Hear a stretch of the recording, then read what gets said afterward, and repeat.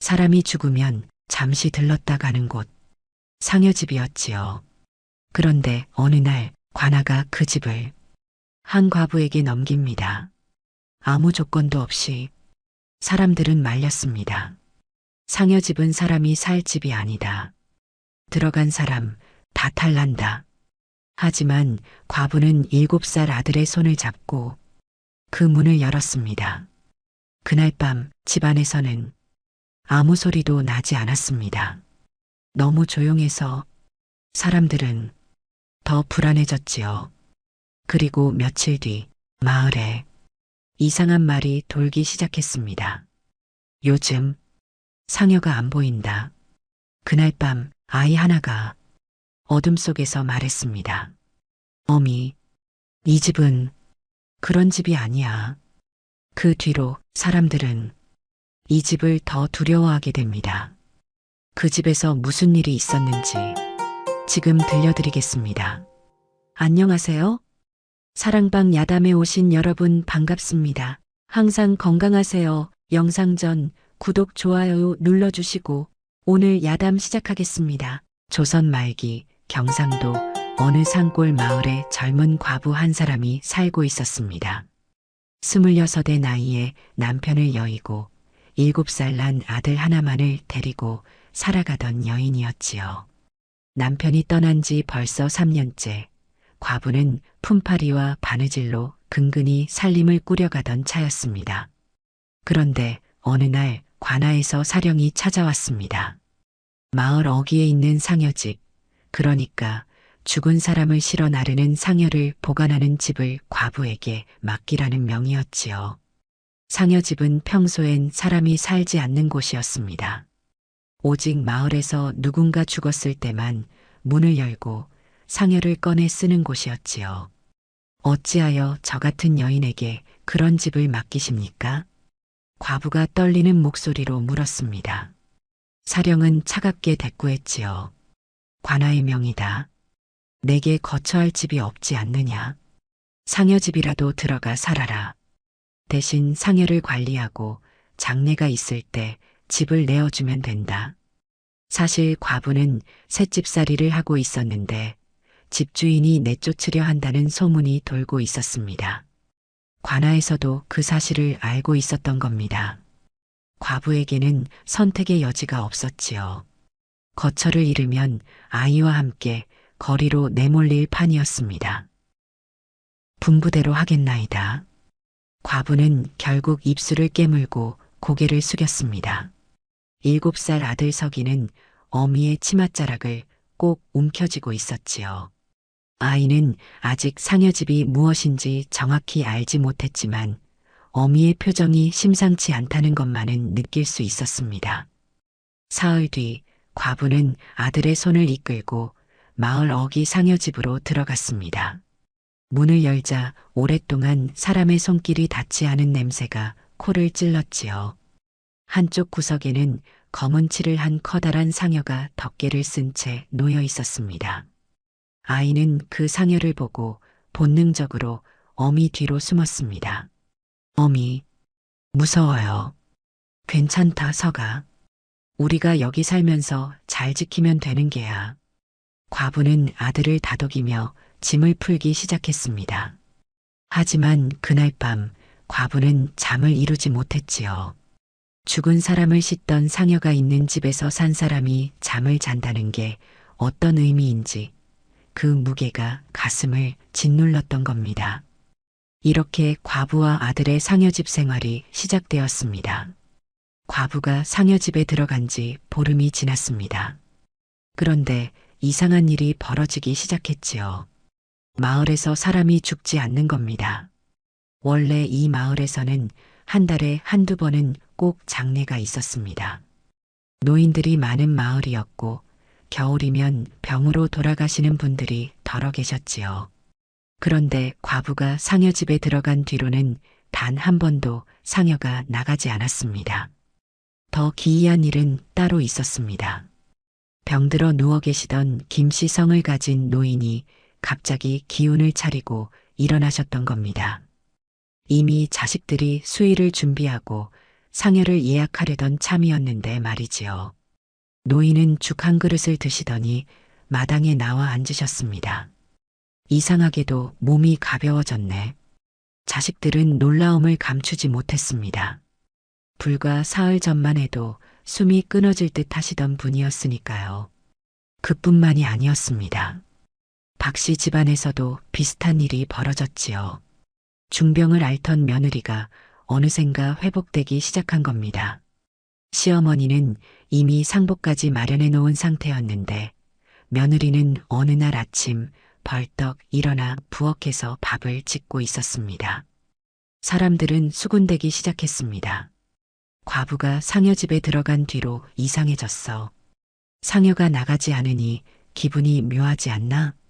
죽을 사람도 안 죽는다는 게 좋은 일인가, 나쁜 일인가? 마을 사람들의 불안은 점점 커져갔습니다. 죽음이라는 게 자연의 순리인데 그 순리가 어긋나는 것처럼 느껴졌던 겁니다. 누군가는 이런 말까지 했지요. 상여 집은 죽음을 다루는 곳인데 그곳에 산 사람이 들어가 살면 음양이 뒤바뀌는 법이야. 저 과부가 뭔가 이상한 짓을 하는 게 아닐까?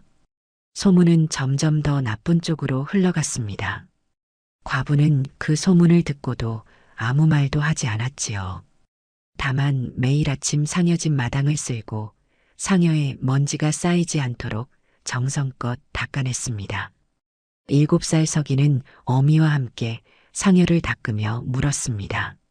어미, 사람들이 우릴 이상하게 본대요. 왜 그러는 거예요? 사람들은 모르는 걸 두려워하는 게야, 서가. 우린 그냥 우리 할 일만 하면 된단다. 하지만 과부의 마음속에도 의문이 자라나고 있었습니다. 정말로 자기가 이 집에 들어온 뒤로 마을에 변화가 생긴 걸까요? 아니면 그저 우연일 뿐일까요? 그날 밤 과부는 상여 앞에 앉아 오랫동안 그것을 바라보았습니다. 검은 칠이 벗겨진 곳도 있고 낡은 천이 덮여 있는 상여였지요. 그런데 이상하게도 그 상여에서는 죽음의 냄새가 나지 않았습니다. 오히려 오래된 나무의 온기 같은 게 느껴졌지요. 이 집에는 뭔가 있는 게 분명해. 과부는 혼잣말을 중얼거렸습니다. 하지만 그게 무엇인지는 아직 알 수 없었습니다. 한 달이 더 지났습니다. 여전히 마을에서는 상여가 나가지 않았지요. 사람들의 시선은 점점 더 차가워졌습니다. 장에 나간 과부를 보고 돌아서는 이들도 있었습니다. 그런 어느 날 저녁 서기가 상여집 마당에서 놀다가 어미에게 달려왔습니다. 어미, 나 이상한 거 발견했어요. 무슨 소리냐, 서가? 아이는 어미를 상여가 있는 곳으로 데려갔습니다. 상여 옆 벽에는 작은 구멍이 있었는데 그 구멍 사이로 빛이 들어오고 있었지요. 어미, 저기 봐요. 저 빛이 들어오는 시간마다 마을 어디선가 기운이 나아지는 사람이 생겨요. 서가, 그게 무슨... 과부는 아이의 말을 믿기 어려웠습니다.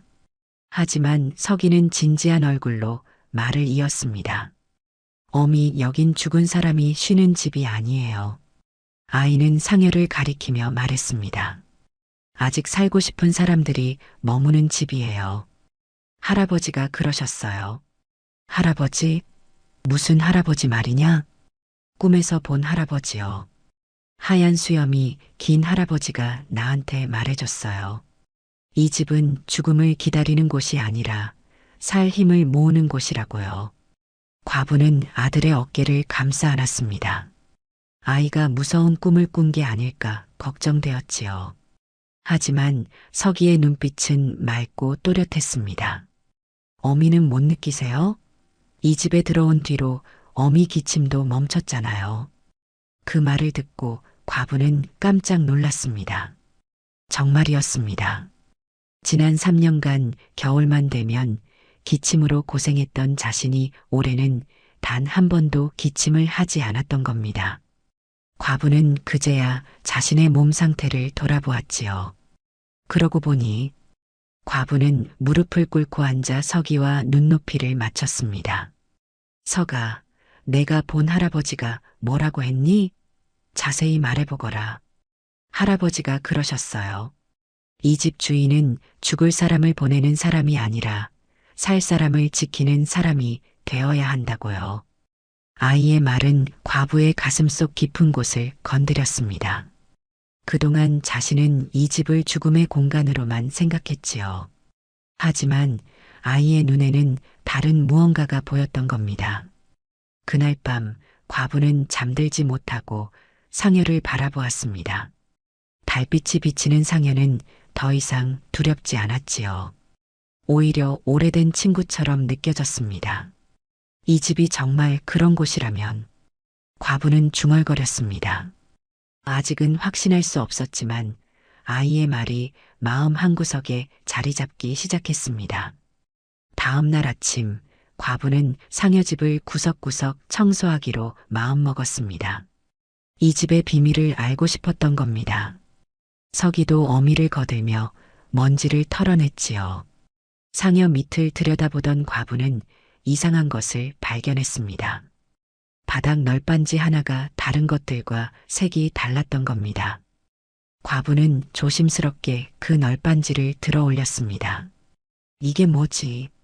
널빤지 아래에는 작은 공간이 있었고 그곳에는 배로 싼 꾸러미들이 숨겨져 있었습니다. 과부는 떨리는 손으로 첫 번째 꾸러미를 꺼냈지요. 안에는 쌀이 들어 있었습니다. 그것도 한두 대가 아니라 한 말은 좋게 되어 보였습니다. 두 번째 꾸러미에는 말린 약재들이 담겨 있었습니다. 인삼, 당귀, 감초, 모두 귀한 약재들이었지요. 과부는 숨이 막혔습니다. 이런 것들이 왜 상여 밑에 숨겨져 있는 걸까요? 마지막 꾸러미를 열자 낡은 종이 뭉치가 나왔습니다. 과부는 그 종이들을 하나하나 펼쳐보았습니다. 거기에는 글씨가 빼곡히 적혀 있었지요. 경술련 동지딸, 김시댁 막내 아들 아름, 감초 성냥 전함, 신해년 정월, 박시집 며느리 산우병, 쌀다떼, 인삼한 뿌리 두고 옴, 임자년 6월, 최씨 할멈 다리 부러짐, 약재 한복 문틈에 끼워둠. 기록은 수십 장에 걸쳐 이어졌습니다. 과부는 손을 떨며 그 글들을 읽어 내려갔지요. 모두 가난한 이들에게 몰래 약과 곡식을 나눠준 기록이었습니다. 이 집을 맡았던 전임 상여지기가 남긴 거구나. 과부는 비로소 깨달았습니다. 상여집은 죽음만을 다루는 곳이 아니었던 겁니다. 죽어가는 이들을 살리기 위해 누군가는 이곳에서 은밀히 선행을 베풀고 있었지요. 마지막 장에는 이런 글이 적혀 있었습니다. 상여집이란 죽은 자를 보내는 곳이지만 진정한 상여지기는 산자가 죽지 않도록 애쓰는 사람이다. 이 집을 맡는 이여 부디 이 뜻을 이어주시오. 과부의 눈에서 눈물이 흘러내렸습니다. 그제야 모든 게 이해되었지요. 왜 관아가 이 집을 없애지 않았는지, 왜 자신을 이곳으로 보냈는지 말입니다. 서기가 어미의 옷자락을 잡아당겼습니다. 어미, 우리도 이거 해야 해요? 과부는 아들을 꼭 껴안았습니다. 그래야겠구나, 서가. 이제 우리가 지킬 차례다. 그날 저녁 과부는 기록 꾸러미를 품에 안고 마을 이장댁을 찾아갔습니다. 이장은 70이 넘은 노인으로 이 마을의 모든 일을 꿰고 계신 분이었지요. 이장님, 여쭐 말씀이 있습니다. 과부는 기록 뭉치를 내밀었습니다. 이장은 그것을 받아들고 한참을 들여다보시더니 길게 한숨을 내쉬셨습니다. 그것을 찾았구려. 이장님, 이게 대체 무엇입니까? 왜 상여집에 이런 것들이 숨겨져 있었습니까? 이장은 방문을 닫고 목소리를 낮추셨습니다. 30년 전 일이네. 이 마을에 큰 흉년이 들었지. 사람들이 굶어 죽어 나갔어. 관아에서는 쌀 한 톨 내주지 않았고 양반댁들은 곡간을 굳게 잠갔지. 이장은 잠시 말을 멈추고 과거를 떠올리는 듯 했습니다. 그때 상여지기로 있던 사람이 조씨 성을 가진 양반이었네. 몰락한 양반이긴 했지만 학식이 있는 분이었지. 그 양반이 밤마다 부잣집 곳간에서 곡식을 훔쳐다가 가난한 이들에게 나눠줬네. 훔친 겁니까? 그렇다네. 하지만 관아에서는 모르는 척했지. 아니, 일부러 모른 척한 게야. 과부는 의아한 표정을 지었습니다. 왜 그랬습니까? 백성들이 굶어 죽으면 관아에서도 곤란해지거든. 밀란이라도 일어나면 삿도 목이 달아나는 법이지. 그래서 조씨 양반이 하는 일을 묵인한 거야. 대신 상여집이라는 공간을 내준 거지. 이장은 기록 뭉치를 쓰다듬으며 말을 이었습니다. 공식적으로는 상여집, 실제로는 백성을 살리는 비밀 공간이었던 게야. 조씨 양반이 돌아가신 뒤로는 이 비밀을 아는 사람이 없었네. 그래서 상여집이 그냥 비어 있었지. 그럼 저를 이곳에 들인 것도 관아에서는 그냥 비어 있는 집에 과부를 쳐넣은 것뿐이라 생각했겠지. 하지만 나는 알고 있었네. 이 집에는 특별한 기운이 있다는 걸 말이야. 과부는 가슴이 두근거렸습니다. 그 기운이란 게 정말 있습니까? 이장은 빙그레 웃으셨습니다. 자네가 들어온 뒤로 마을에 죽는 사람이 없지 않나? 그게 우연이겠나? 조씨 양반이 이 집에 남긴 건 곡식과 약재만이 아니었네. 사람을 살리려는 마음, 그 마음이 이 집에 스며들어 있는 게야. 과부는 눈물을 닦아냈습니다. 자신이 맡게 된 이 집의 무게가 이제야 온전히 느껴졌습니다. 이장님, 저는 어찌해야 합니까? 자네가 알아서 하게. 다만 조심하게나. 관아에서 눈치채면 곤란해질 수도 있으니. 과부는 일어섰습니다. 집으로 돌아오는 길 그의 발걸음은 전보다 무거웠지만 동시에 더 단단해졌습니다. 그로부터 보름쯤 지난 어느 날 마침내 마을에 첫 장례가 치러질 날이 왔습니다. 마을 구석에 사는 독거노인 하나가 숨을 거두었다는 소식이 전해졌지요. 상여를 준비해야겠습니다. 장례를 치를 족갑벌 되는 사람이 상여 집으로 찾아왔습니다.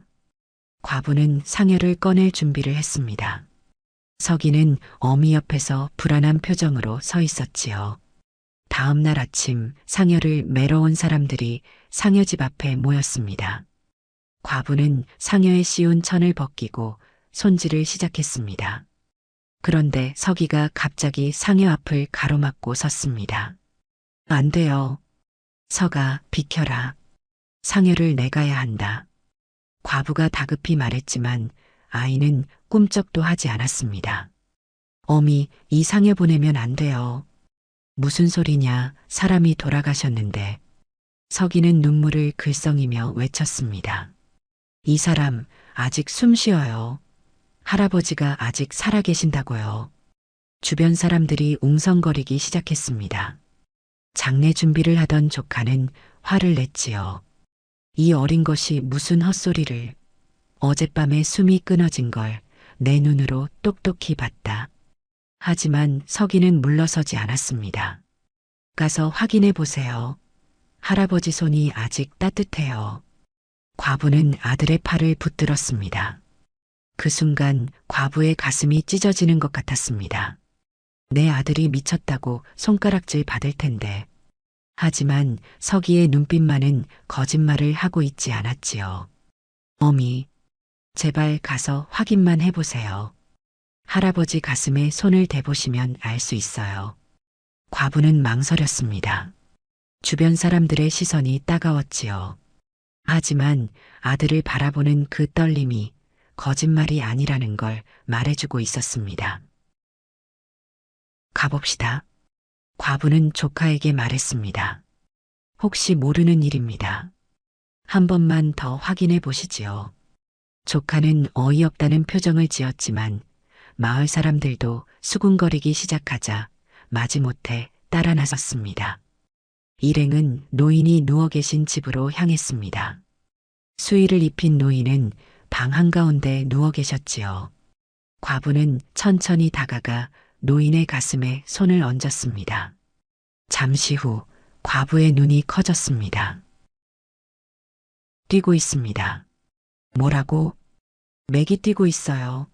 아주 약하지만 분명히 뛰고 있습니다. 사람들이 놀라 술렁였습니다. 조카가 다급히 달려와 노인의 손목을 짚어보았지요.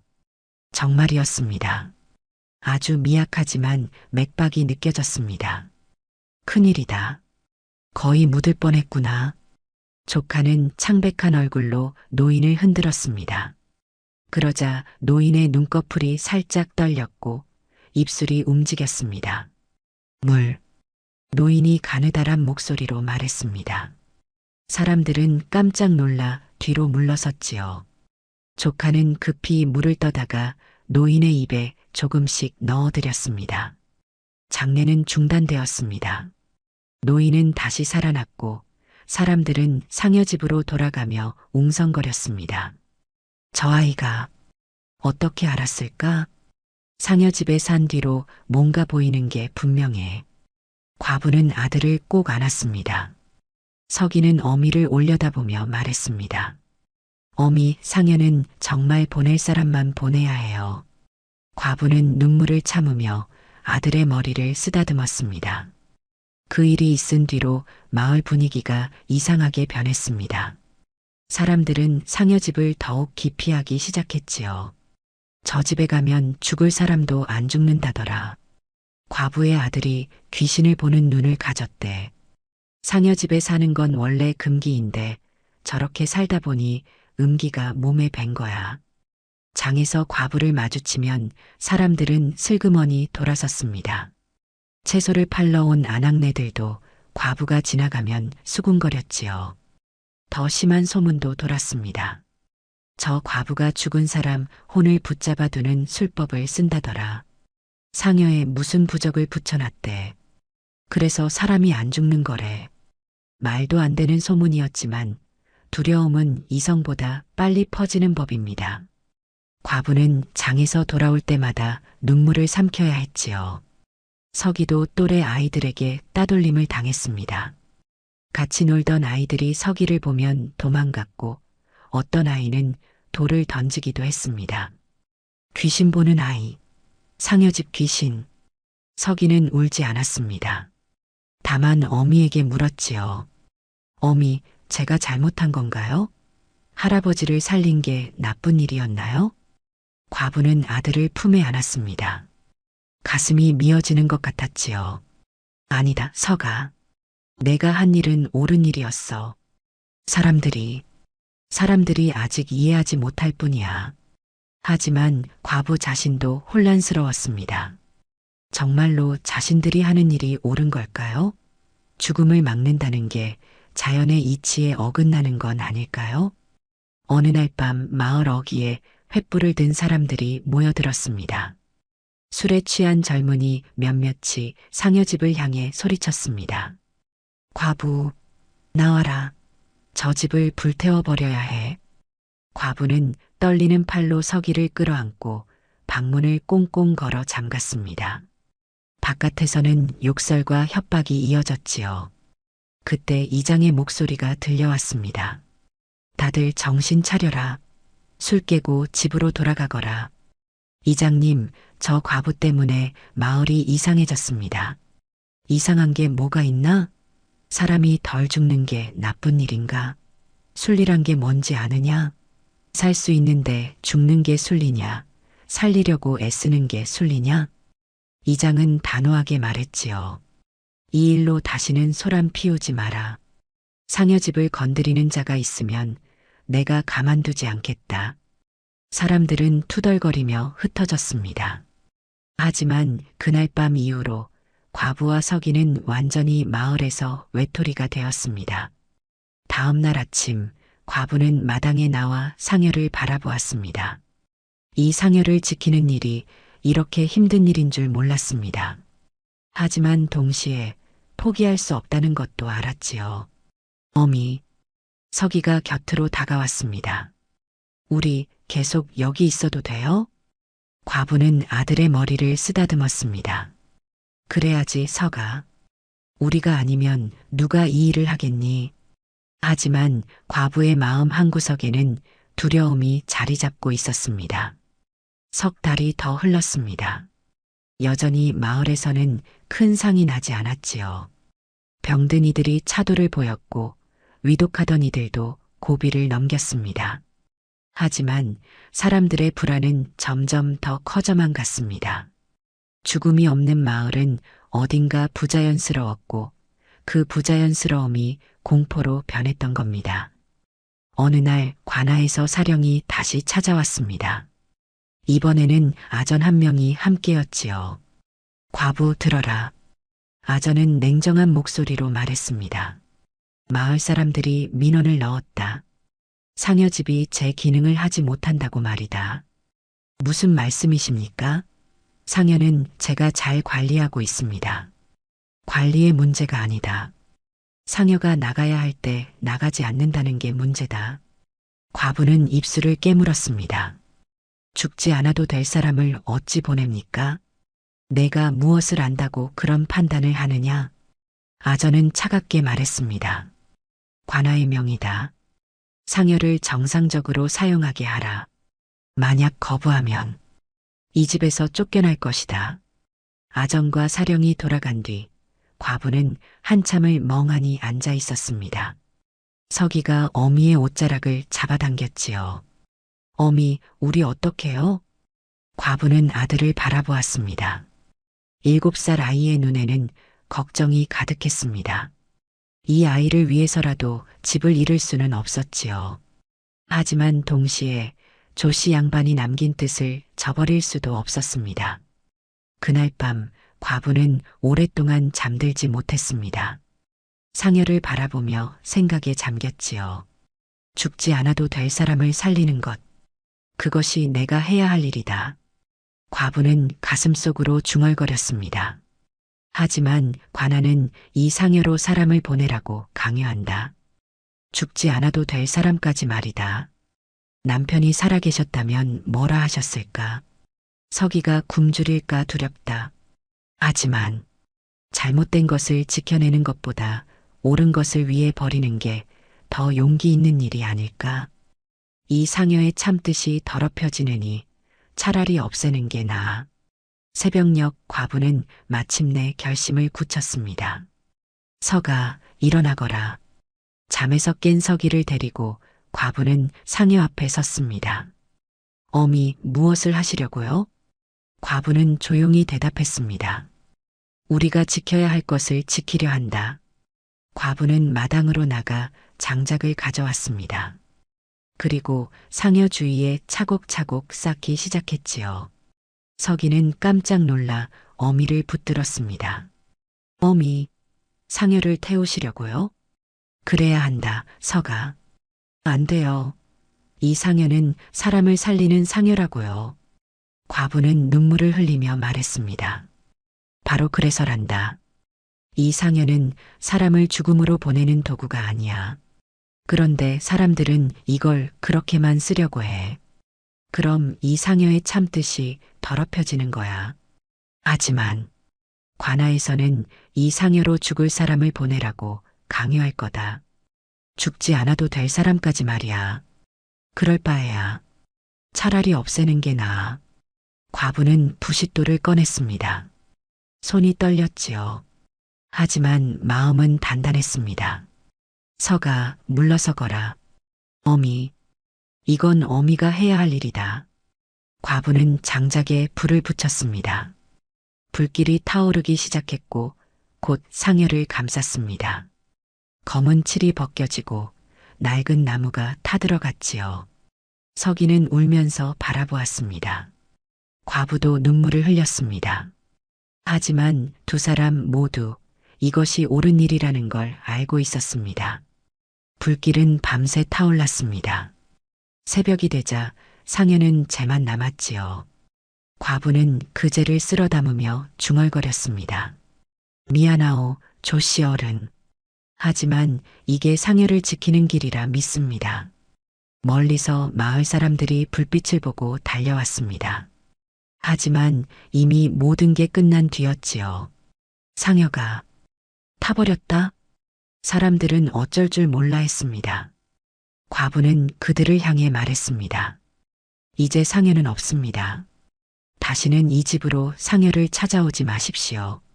상여가 사라진 뒤 마을은 혼란에 빠졌습니다. 장례를 치를 도구가 없어진 것이지요.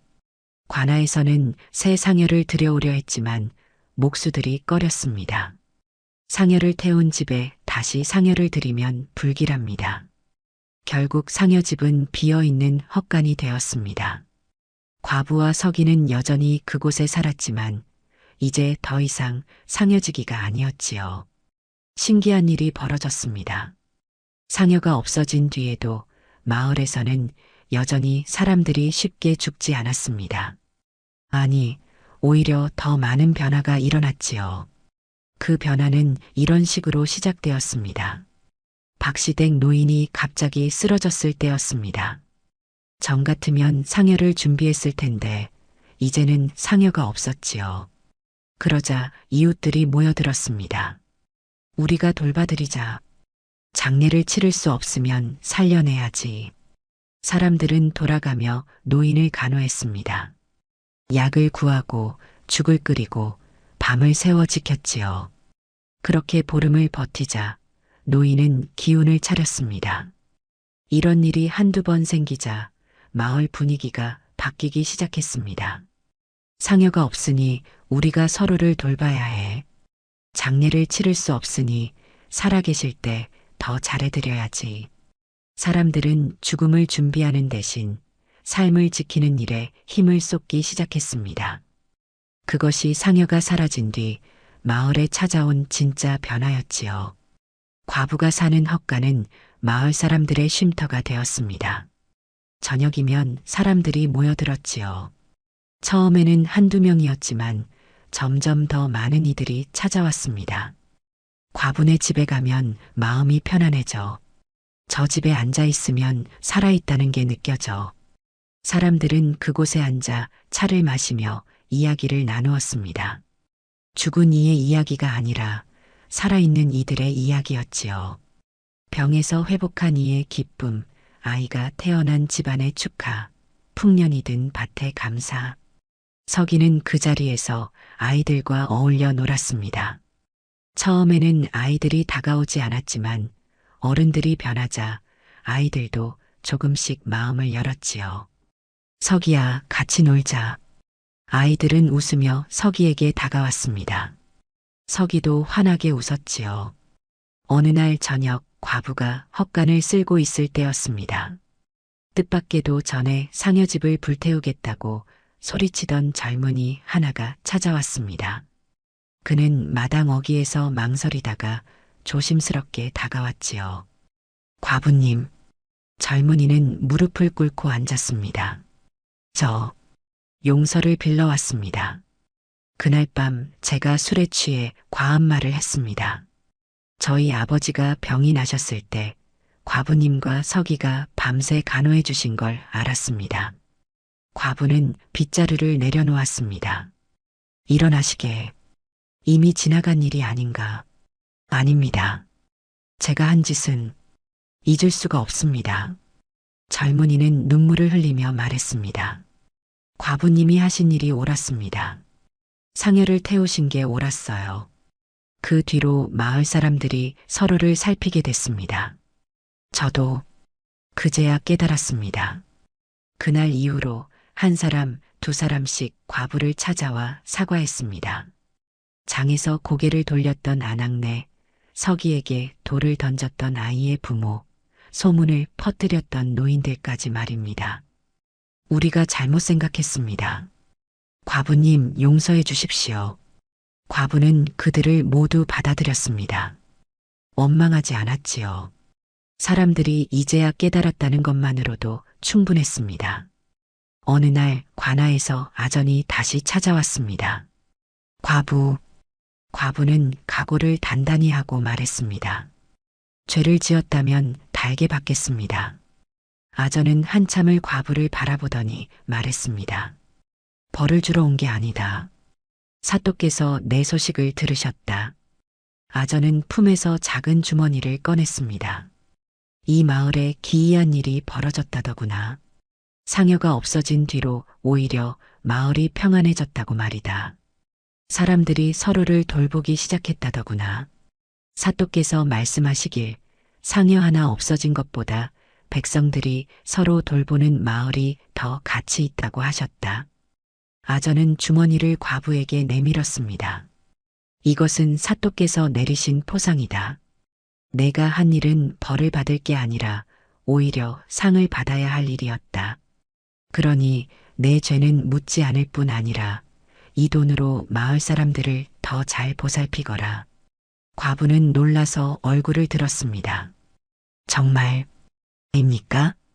그리고 이 집을 잘 지켜라. 백성들이 모이는 곳으로 말이다.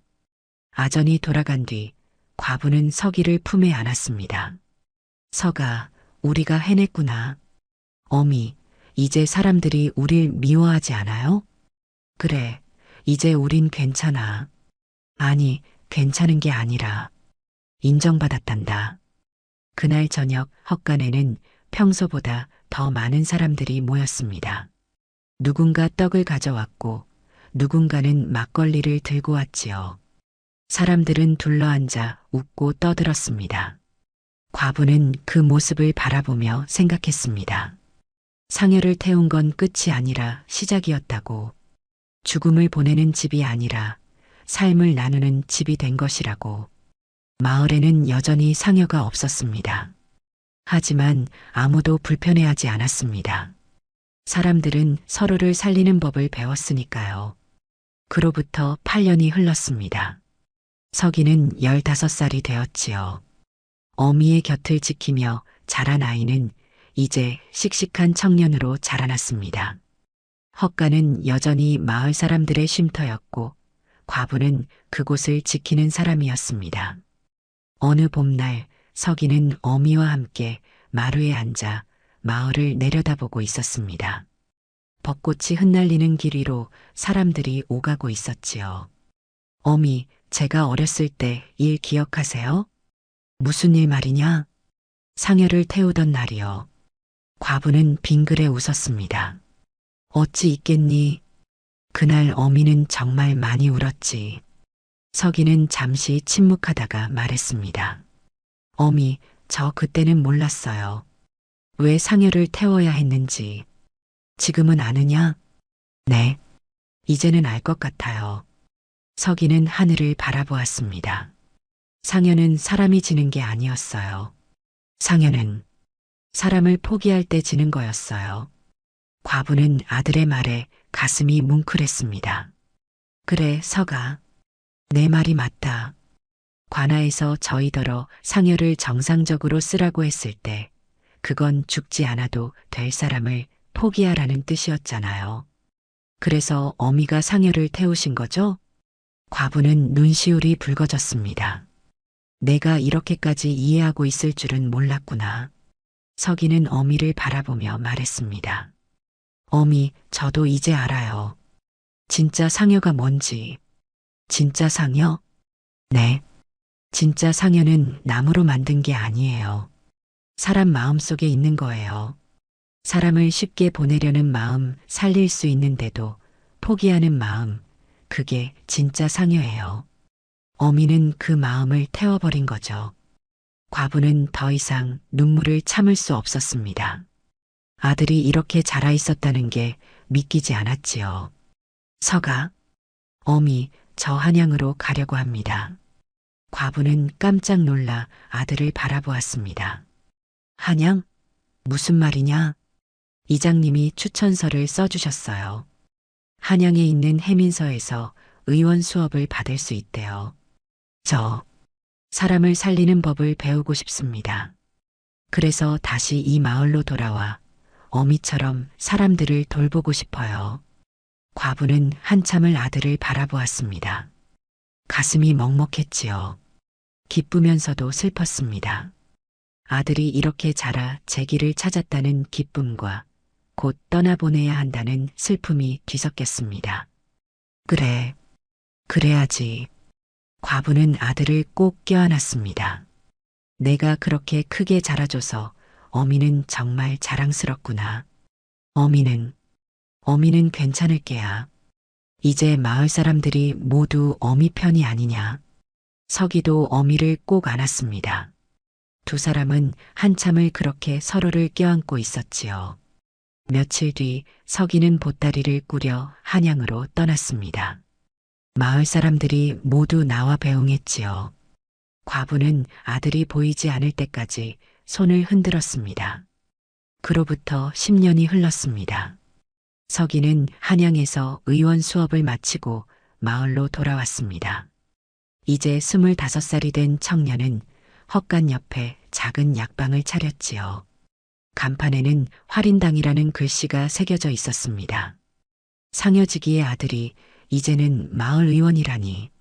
사람들은 감탄했습니다. 서기는 웃으며 말했습니다. 어미가 가르쳐 주신 겁니다. 상여를 매는 것보다 사람을 살리는 게 더 중요하다고 말이지요. 과부는 이제 나이가 들어 흰 머리가 성성했지만 여전히 헛간을 지키고 있었습니다.